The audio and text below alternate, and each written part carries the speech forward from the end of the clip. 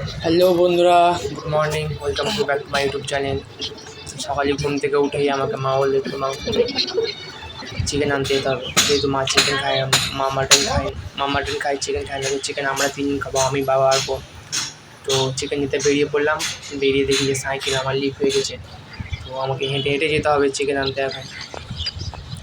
আর একটা সাইকেল আছে, তো ওটা বাবা নিয়ে গেছে। তোমার সঙ্গে হাঁটা শুরু করলাম। অনেকটা দূর, অনেকটা পথ, মানে হেঁটে যেতে হবে, প্রায় 1.5 কিলোমিটার। তো প্রচুর রোদ। এই রোদের মধ্যে ভাবলাম তোমরা এতক্ষণ দেখবে কি দেখবে না, তাই একটু ফাস্ট করে দিলাম। দেখতে পাচ্ছ রোদ, রাস্তা কি হারে রোদ। তো ফাস্ট যাই, ফাস্ট গেলাম। আজকে আমার অনেকদিন ধরেই চিকেন খাওয়ার ইচ্ছা করছিল, তো বাবা বলে যা চিকেন নিয়ে আয়। তাই বাবা সকালে বাজার যাওয়ার আগে আমাকে টাকা দিয়ে গেছে, চিকেনটা তুই নিয়ে আসবি এই দোকান থেকে।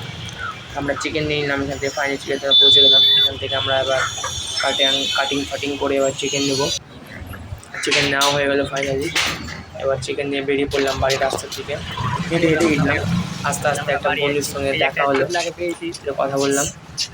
কথাবার্তা পেলে বাড়িতে বেরোনো দেবে। এবার ও আমাকে বলছিল যে আমার একটা ইউটিউব চ্যানেল আছে, সাবস্ক্রাইব করে দিয়ে সঙ্গে একটু পরামর্শ নিলাম কীভাবে ইউটিউব চ্যানেল গ্রো করতে হয়।